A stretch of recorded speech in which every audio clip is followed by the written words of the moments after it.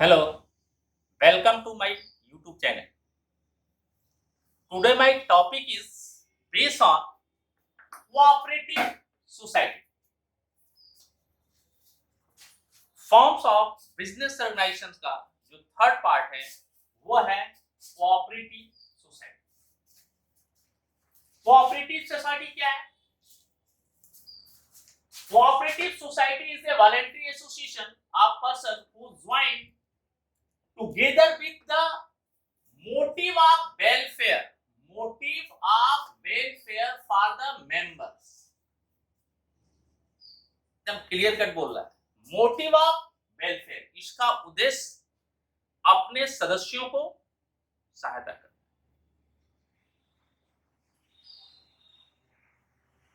Cooperative society नाम भी है सहकारी. कोऑपरेटिव यानी जो भी व्यक्ति अपने से अकेले, कहा जाता ना, अकेले व्यक्ति कुछ नहीं कर सकता है, लेकिन एक ऑर्गेनाइजेशन, एक सामूहिक रूप से अगर कई व्यक्ति इकट्ठा होकर एक ही मोटिव पर, एक ही एम को लेकर चलें तो वो ज्यादा स्ट्रांग होते हैं. तो ऐसे व्यक्तियों का संघ है, ऐसे व्यक्तियों का एसोसिएशन है जो सेल्फ में वो चीजें गेन नहीं कर सकते, वो चीजें वो उपलब्ध नहीं पा कर सकते जो सभी लोग एक साथ मिलकर करें तो वो ज्यादा मोटिव, ज्यादा अर्न करेगा और उनका अपना जो एम है वो एम भी फुलफिल हो. एक बात इसका ध्यान रखिए, एक ही उद्देश्य के लिए बनाया गया, रिमूव टू मिडिल मैन, बीच के व्यक्तियों को हटा देना और सारा वर्क खुद अपने मेंबर्स के द्वारा, अपने सदस्यों के द्वारा उस वर्क को करना,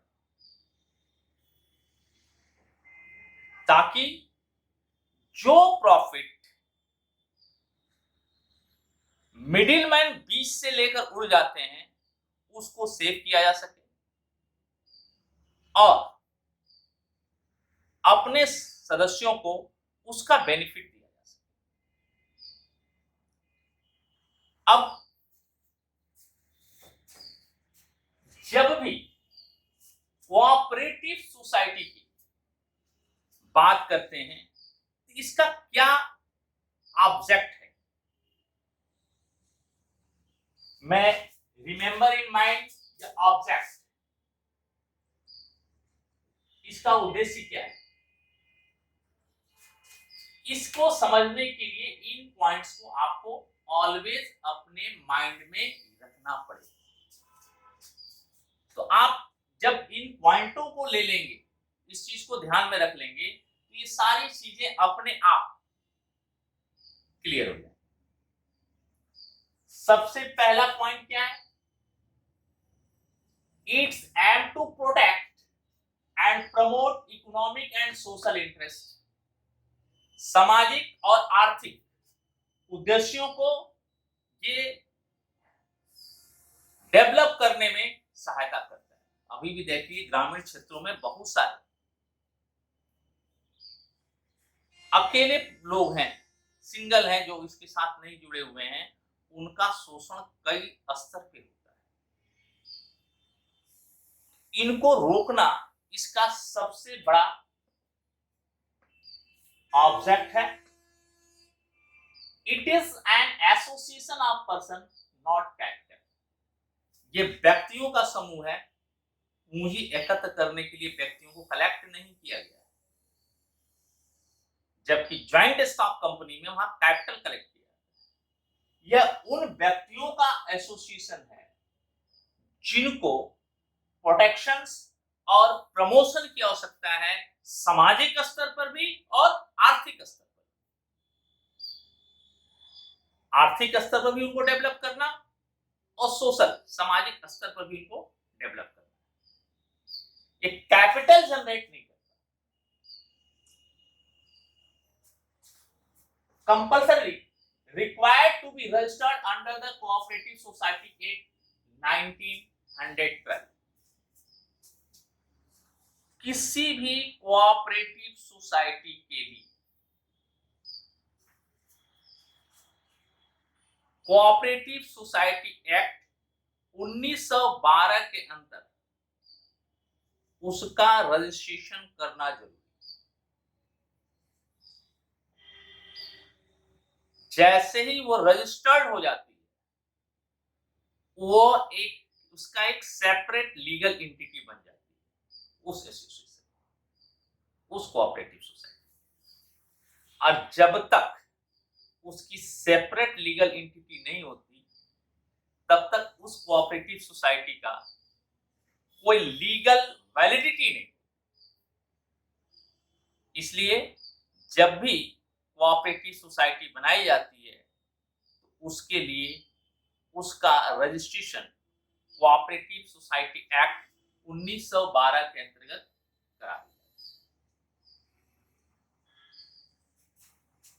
इसका रजिस्ट्रेशन कराने के लिए कम से कम मिनिमम 10 एडल्ट मेंबर्स होने चाहिए।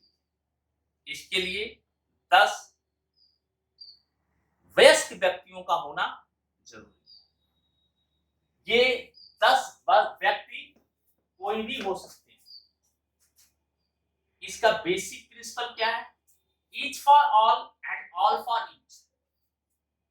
Each for all and all for each. प्रत्येक व्यक्ति एक दूसरे के लिए है, सहायता करने के लिए, और सब लोग उस व्यक्ति की सहायता करने के लिए तत्पर हो। Self help through mutual help. स्वयं सहायता, आप भी अभी देखते हैं स्वयं सहायता समूह ग्रामीण क्षेत्रों में चल रहा है और सरकार भी उसको प्रमोट कर रही है। तो इसका दूसरा जो स्लोगन है, self help through mutual help. Next, no bar. मैंने बोला कोई भी 10 एडल्ट मेंबर्स होने चाहिए। No bar on the basis of religion, caste and gender. इसका धार्मिकता से, जातिवाद से, जेंडर से, स्त्री पुरुष से इसका कोई लेना देना नहीं है। कोई भी 10 मेंबर्स हो सकते हैं। 1 मैन 1 वोट। ये जो सोसाइटी चलती है, इसके जो भी मेंबर्स होते हैं, जितने भी मेंबर्स होंगे, उनको उस सोसाइटी को रन करने के लिए, कंट्रोल और मैनेज करने के लिए उन्हीं व्यक्तियों के बीच में से एक कमेटी बनाई जाती है। उस कमेटी के मुखिया का सिलेक्शन उसके मेंबर्स करते हैं और हर मेंबर को अपना एक वोट देने का राइट है। ये कोई जरूरी नहीं है कि वह कितना कैपिटल इन्वेस्ट किया है, कम किया है, अधिक किया है। अधिक किया है तो पूरे उतने पर कंट्रोल करके बैठ जाए, नहीं। कोई भी पर्सन जो उस सोसाइटी का मेंबर है, उसे अपना एक वोट देने का अधिकार है। तो इसकी जो दूसरा प्रिंसिपल है, 1 man 1 vote. Free to join and leave whenever desired so by the given notice। इसमें आने यानी सोसाइटी का मेंबर बनने और सोसाइटी के मेंबर से रिमूव होने के लिए कोई प्रतिबंध नहीं। जब चाहें तब आप सोसाइटी ज्वाइन कर सकते हैं, जब चाहें तब एक नोटिस देकर स्वयं को सोसाइटी की एक्टिविटी से बाहर निकाल सकते। Surplus distributed among the member in the form of dividends. Society की एक्टिविटीज, जो भी, पहली बात इसका मोटिव जो है वो प्रॉफिट अर्न करना नहीं, हेल्प करना है, सर्विस प्रोवाइडर। लेकिन उस एक्टिविटीज से अगर सरप्लस होता है तो वह सरप्लस अमाउंट केवल उसके मेंबर्स के बीच में ही डिस्ट्रीब्यूट किया जाएगा, अन्य से कोई उसका लेना देना। रिमूव मिडिल मैन, ये मैं पहले ही बोल दिया कि मिडिल मैन को रिमूव करना, बीच के व्यक्तियों को हटाना और सारी क्रियाएं, जिस भी ऑब्जेक्ट के लिए जो भी सोसाइटी बनी हुई है उसकी सारी क्रियाएं उनके मेंबरों के द्वारा ही की जाती हैं, चाहे वो किसी भी तरह की एक्टिविटीज हो, जिस ऑब्जेक्ट के लिए जो भी सोसाइटी बनाई जाती है। इसमें बीच के व्यक्तियों का कोई रोल नहीं होता, इसी ऑब्जेक्ट के लिए इस सोसाइटी का फॉर्मेशन किया जाता है। तो सोसाइटी के लिए cooperative society, it is a voluntary association of person who join together with the motive of welfare of the members। ये अपने सदस्यों के लिए सामाजिक और आर्थिक प्रगति करने के लिए बनाई जाती है। वॉलंटरी है, स्वेच्छा से इस एसोसिएशन में कोई भी पर्सन आ सकता है और जा सकता है। जब भी सोसाइटी की बात करते हैं, इसके जो ऑब्जेक्ट हैं, ये protect and promotion to economic and social activities. It is association of person not capital. ये कैपिटल कलेक्ट करने के लिए व्यक्तियों का एक ऐच्छिक संगठन है, जिसके द्वारा वह अपनी सामूहिक एक्टिविटीज को, जिस भी ऑब्जेक्ट के लिए जिस तरह की भी सोसाइटी वो डेवलप करते हैं, उसको इंप्रूव करने के लिए ये बनाई जाती है। इसका रजिस्ट्रेशन सोसाइटी एक्ट 1912 के अंतर्गत कंपलसरी है। इसके लिए 10 मेंबर एडल्ट मेंबर होने चाहिए। इसको जब हम पढ़ते हैं तो हमारे माइंड में ये चीजें होनी चाहिए। इसका बेसिक प्रिंसिपल या ऑब्जेक्ट, ये each for all and all for each, सब एक दूसरे के लिए है और एक व्यक्ति दूसरे के संगठन के लिए। Self help through mutual help, आपसी सहयोग के द्वारा इसकी एक्टिविटीज की जाती है। सेल्फ हेल्प स्वयं सहायता समूह है, एंड म्यूचुअल हेल्प सबके म्यूचुअल अंडरस्टैंडिंग से चलता है। No bar on the basis of religion, caste and gender, इसके लिए कोई प्रतिबंधित नहीं है कि आप किस धर्म के हैं, किस जात के हैं, किस कास्ट के हैं, किस जेंडर।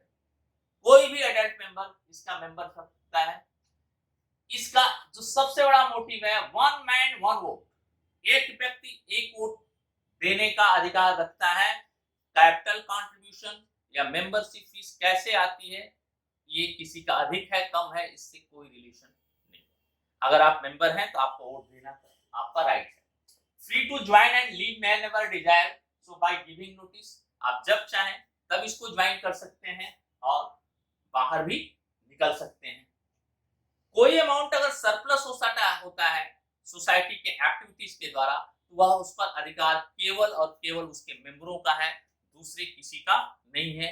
उन्हीं के बीच में वो डिस्ट्रीब्यूट किया जाता है। रिमूव टू मिडिल मैन, जो बनाया गया था, इसका सबसे बड़ा ऑब्जेक्ट था कि बीच के व्यक्तियों को हटा दिया जाए और सारी एक्टिविटीज सेल्फ।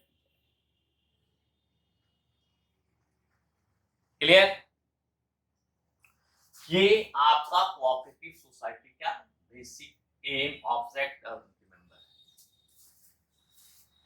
है।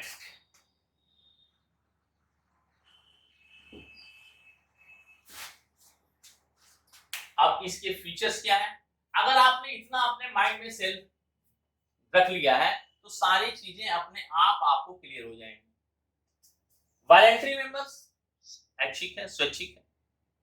जब चाहे तब भी कोई व्यक्ति इसके मेंबरशिप बन सकता है और जब चाहे एक नोटिस देकर उससे बाहर निकल सकता है। सेपरेट लीगल एंटिटी, जैसे ही सोसाइटी एक्ट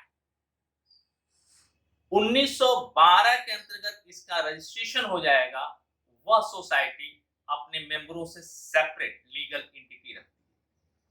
यानी वो सोसाइटी अपने नाम से सारे वर्किंग कर सकती है, नाम से एसेट्स रख सकती है, नाम से सारी क्रियाएं कर सकती हैं, उसके नाम से केस किया जा सकता है और वह अपने नाम से केस कर सकती है। अपने सदस्यों से इसका पृथक वैधानिक अस्तित्व हो जाता है। लिमिटेड लायबिलिटीज, चूंकि इसका अस्तित्व अपने सदस्यों से अलग हो जाता है, तो सदस्य अपने द्वारा जो उनकी जो लायबिलिटीज है, जितना पैसा उसमें इन्वेस्ट किए हैं, रखते हैं, वहीं तक उनकी लायबिलिटी जाएगी, उससे बाहर उनकी लायबिलिटीज नहीं हो सकती। कंट्रोल, कंट्रोल कैसे सोसाइटी चलती है? One man one vote, one man one vote. वहां कमेटी बनाई जाती है सोसाइटी को चलाने के लिए, जितने मेंबर होते हैं उन सबको अधिकार है उस समिति के लिए, उस ऑर्गेनाइजेशन को चलाने के लिए, सोसाइटी को चलाने के लिए अपना वोट दें। तो वोट देंगे तो डेमोक्रेटिक कॉन्सेप्ट हो गया, और डेमोक्रेटिक कॉन्सेप्ट में एक व्यक्ति एक वोट देगा, जिसका सिलेक्शन होगा वही उसकी कंट्रोलिंग लेकर चलेगा, वही कमेटी उसको चलाएगी, और कमेटी के सभी चीजों पर उस कमेटी का अधिकार रहेगा, और कमेटी सेलेक्ट करने का पावर उसके मेंबर को है, और हर मेंबर को एक वोट देने का अधिकार है। सर्विस मोटिव, मैं पहले ही बोल दिया, इसका उद्देश्य कभी भी लाभ कमाना नहीं है।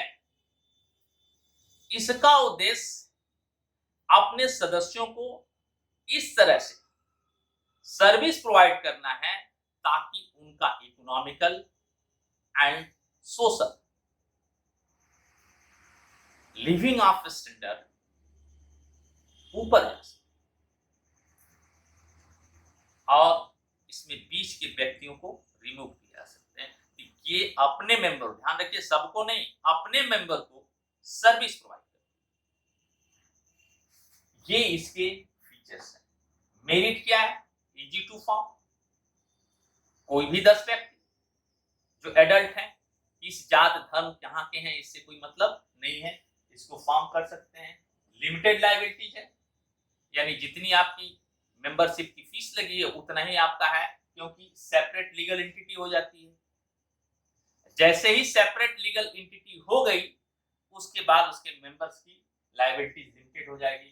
कंटिन्यूटी, ये लगातार चलती है, किसी सदस्य के आने जाने, बाहर होने, उसके डेथ होने, उसके इंसॉल्वेंट होने से समिति की, सोसाइटी की जो अपना स्टैंडर्ड है उस पर कोई किसी तरह का ऐसी सिचुएशन नहीं आती कि उसे बंद किया जाए। सदस्य आते हैं, सदस्य जाते हैं, और ये अपने आप चलती रहती है लंबे समय तक। डेमोक्रेटिक सेटअप मैंने बता दिया है, डेमोक्रेटिक सेटअप है, हर व्यक्ति को अधिकार है अपना वोट देने का। इकोनॉमिकल फंक्शन, अच्छा ये है ओपन मेंबरशिप, सभी व्यक्ति जो भी चाहे वो उसमें ज्वाइन कर सकता है, जब भी चाहे वो बाहर जा सकता है। इकोनॉमिकल फंक्शनिंग मैंने बता दिया है, ये आर्थिक क्रियाओं को इस तरह से मूव करता है अपने सदस्यों को ताकि उन्हें कम से कम लागत पर उन चीजों को प्रोवाइड किया जा सके जो बड़े स्तर के लोग उसको करते हैं, क्योंकि सामूहिक शक्ति एक बड़ी शक्ति होती है, उसकी selling power, bargaining power, purchasing power, controlling power single व्यक्ति से ज्यादा होती है, और ये अपनी इकोनॉमिकल एक्टिविटीज को बहुत अच्छे ढंग से सेटअप कर सकता है, और इसका बेनिफिट अपने मेंबर्स को प्रोवाइड कर सकता है। हेल्प बाय गवर्नमेंट, गवर्नमेंट के द्वारा, चाहे वो स्टेट गवर्नमेंट हो या सेंट्रल गवर्नमेंट, इनके द्वारा इसे कई तरह की चीजों में कंसेशन और टैक्स रिलीफ, कई बार ग्रांट भी दिया जाता है। गवर्नमेंट इस तरह की इकाइयों को, यूनिट को, कोऑपरेटिव सोसाइटी के यूनिट को मोटिवेट करती है ताकि ये ज्यादा से ज्यादा हमारे ग्रामीण क्षेत्रों में फैलें और वह स्वयं अपनी सहायता करके अपने सामाजिक और आर्थिक दोनों ही क्षेत्रों में अपनी प्रगति कर सके। सोशल यूटिलिटी, सामाजिक उपयोगिता है इसका।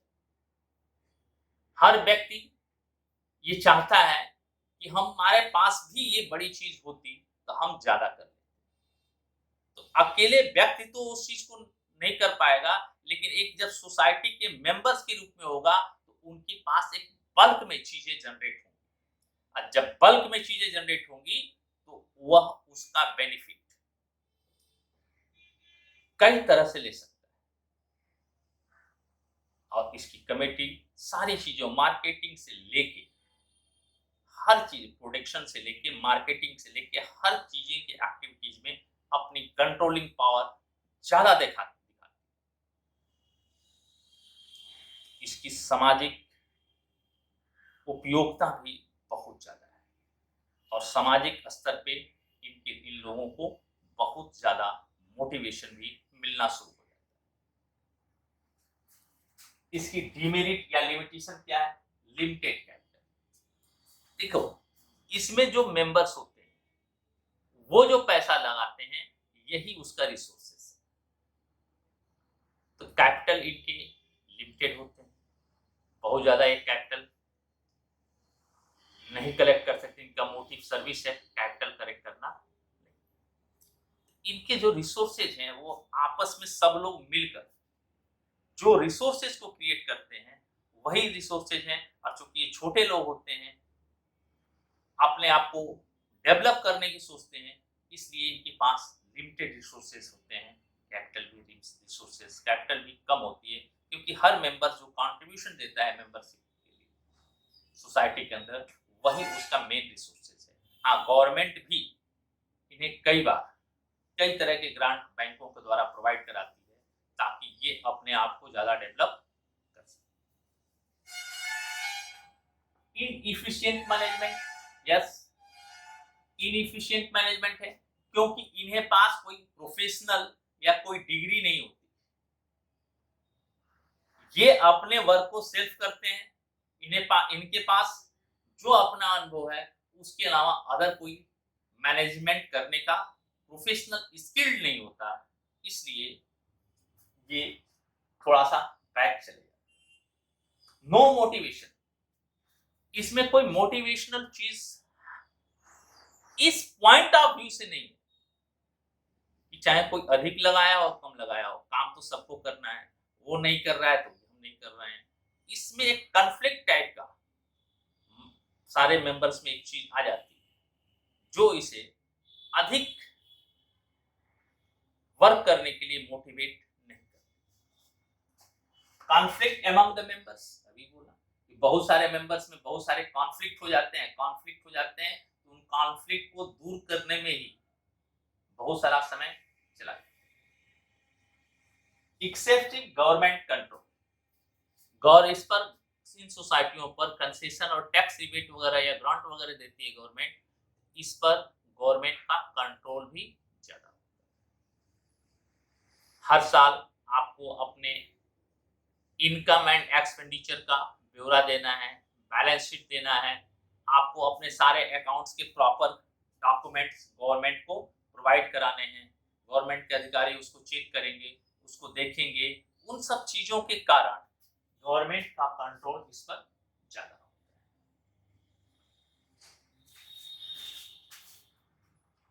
टाइप्स ऑफ कोऑपरेटिव सोसाइटी, कितने तरह के कोऑपरेटिव सोसाइटी? कोऑपरेटिव सोसाइटी 6 तरह के हैं।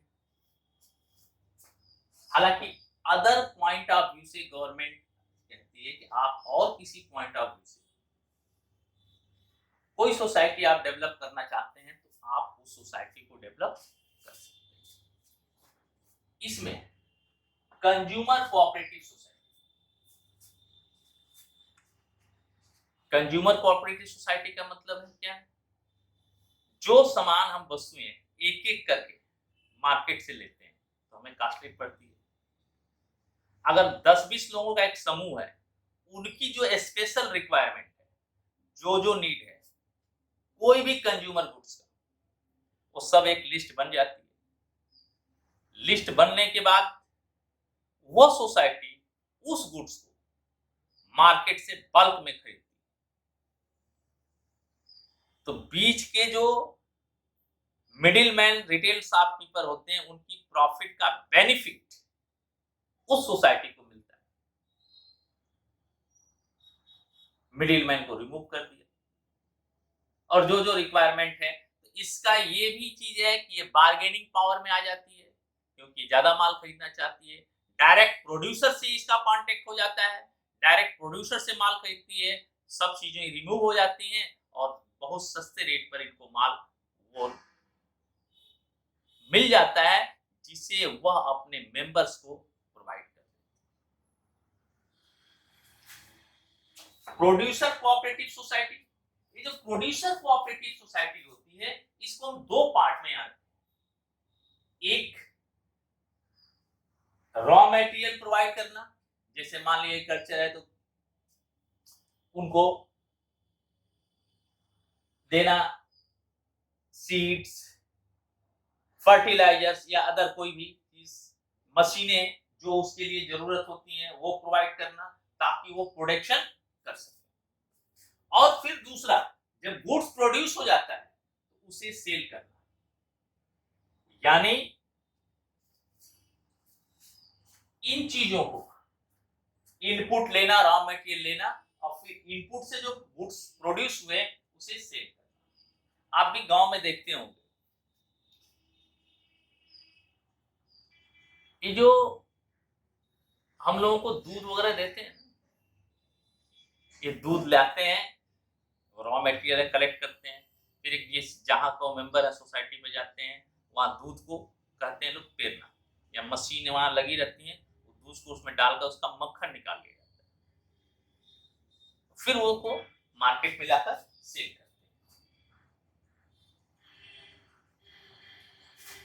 मार्केटिंग सोसाइटी अपने गुड्स को लेना और मार्केट में सेल करना, और सेल करने के लिए transportation, warehousing, stock holding, ये सारी स्टेप ये लोग सेल्फ करते हैं और मार्केटिंग करके अपने गुड्स को ज्यादा से ज्यादा उस मार्केट में पहुंचाते हैं, जहां पर उनके गुड्स को सेल हो जाता है, और उसके प्रॉफिट्स को लेकर अपने मेंबर्स के बीच में डिस्ट्रीब्यूट करते हैं।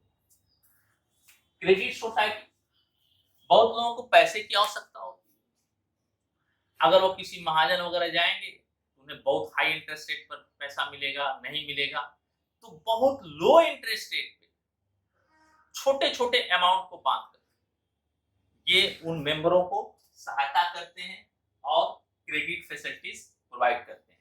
कई बार ये स्वयं सहायता समूह, ये ऑर्गेनाइजेशंस बैंक के द्वारा भी अपने मेंबर्स को क्रेडिट फैसिलिटीज प्रोवाइड करते हैं। बैंकिंग सिस्टम भी इसमें ऐड करा लेते हैं, क्योंकि एक संगठन है और संगठन वो पैसा बैंक से कलेक्ट करता है, उसकी पावर ज्यादा हो जाती है, और उस पैसे को लेकर अपने मेंबर्स को डिस्ट्रीब्यूट करते हैं, ताकि वो अपने वर्क को कर सके। फार्मिंग सोसाइटी, इसके लिए गवर्नमेंट को, इसके लिए फार्मर को कल्टीवेशन मशीन, सीड्स, फर्टिलाइजर्स, ये सारी चीजें जो एक कृषि क्रियाओं में लगती हैं, वो सबको प्रोवाइड करना, न केवल प्रोवाइड करना बल्कि उसके बाद उन चीजों को कलेक्ट करके जब कंप्लीट हो जाती है कृषि क्रिया, फिर उसके उपज को कलेक्ट करके और फिर ये अपने मार्केट में उसको बेचते हैं। तो ये बड़े लोगों को बेचते हैं, छोटे लोगों को छोड़ देते हैं, मिडिल मैन गायब हो जाता है, अपने फसल का बहुत अच्छा मूल्य एक बल्क में देते हैं। तो बड़ी बड़ी कंपनियां या बड़े बड़े जो उस एरिया के जो बिजनेसमैन हैं, एक साथ उनको माल वहां मिल जाता है, अच्छी क्वालिटी का मिल जाता है, तो वहां पर हाई रेट पर भी उस चीजों को वो खरीद लेते हैं और ये हर तरह के कैपेसिटी में होते हैं। हाउसिंग सोसाइटी, ये आप महाराष्ट्र, गुजरात वगैरह में देखेंगे जहां पर कि लोगों को रहने का घर नहीं, वो बहुत ज्यादा किराया देते हैं। इस कोऑपरेटिव सोसाइटी का जो उद्देश्य होता है, ये होता है अपने मेंबर से इंस्टॉलमेंट में थोड़े थोड़े पैसे लेकर कलेक्ट करते हैं और इन्हें कम कास्ट पे या तो फ्लैट बनाकर देते हैं या प्लाट बेचते हैं, और वो भी अपने मेंबर्स को ही बेचते हैं जो सोसाइटी का मेंबर होता है, और वो भी उन्हें इंस्टॉलमेंट पर उनको देना होता है। तो धीरे धीरे धीरे धीरे उस सोसाइटी के द्वारा वो ऐसा डेवलप कर देते हैं कि सबका अपना उस जगह पर घर हो, और सब लोग चाहते हैं घर।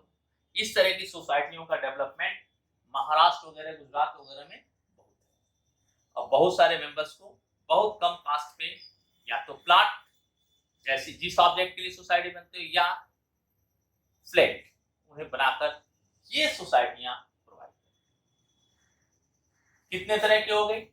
Consumer, producers, marketing, credit, farming and housing society. Clear? Thank you.